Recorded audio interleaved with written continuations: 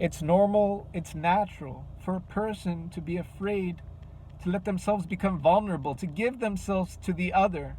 We have an individuality that we want to protect, and we're worried that when we share that individuality with another, we may be rejected, or we may be consumed by the collective. And so we have these fears of vulnerability, to give ourselves to our partner, perhaps, to allow that maybe when we allow ourselves to be vulnerable, we might be hurt, we might be rejected. We have vulnerabilities to giving ourselves to the community. What if we're rejected? What if we're consumed? And this tells us one of the secrets of what Tu B'Av is all about: reconciling, making peace between the individual and the collective.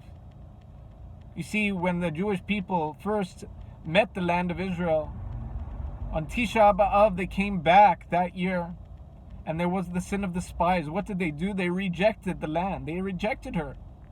And as a result, God decreed that they weren't to enter the land of Israel. They would die off there. And every year they dug a grave for themselves on the night of Tisha B'Av, and woke up the next day to see thousands upon thousands dead, until finally, one year they woke up and everyone was alive. They thought they miscalculated.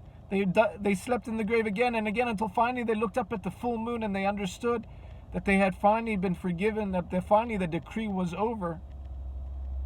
Now they could go into the land. Now they could give themselves to the other. They were forgiven for rejecting the other, for rejecting her, the land of Israel. It's also the day, Tu B'Av, when Shidduchim were made, when men and women would be united in marriage. The idea of giving yourself to the other.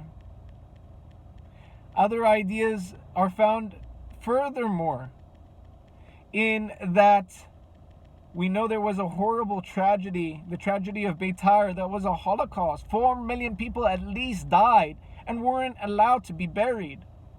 What is the idea of burial? Is being united again in the collective soul of Israel, that their bodies were left out, God forbid, for so long, unable to join the collective. Well, this was a tragedy in and of itself. What else happened was that finally the tribes were allowed to marry one another. The idea of, I'm an individual tribe, I can only marry my tribe, but God rescinded that. And He allowed that tribes could intermarry one with the other. Again, the idea of making peace and harmonizing the individual and the collective.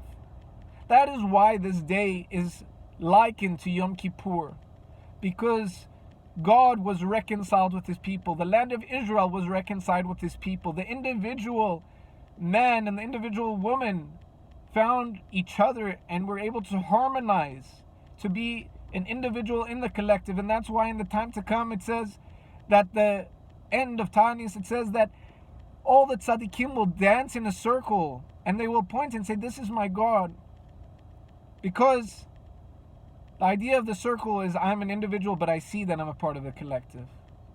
This is exactly the way the girls would dance. It says on Tu B'Av, to find their potential match, they would dance in a circle. Again, I'm an individual, but I know that I'm part of the collective. So may we merit this Tu B'Av to really internalize this and to live with this.